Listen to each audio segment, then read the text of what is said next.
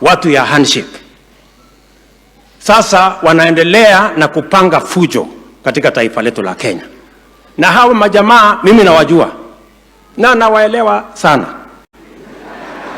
na ndio kwa sababu niliwanyorosha.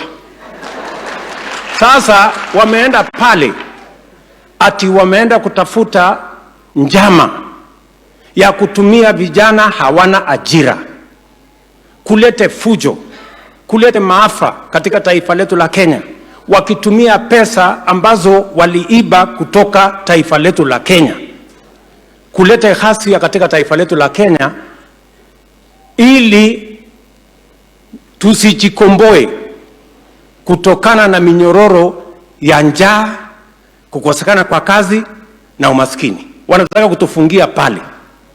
Mimi nataka niwaambie, tuko tayari kwa vyovyote, lakini minyororo ya njaa na kukosekana kwa kazi, watoto wetu wanahangaika Kenya, na umaskini iliyoko Kenya lazima tuimalize, na tutajikomboa sisi wenyewe.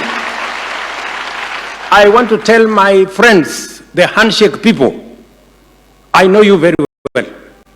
You are orchestrating anarchy in the Republic of Kenya.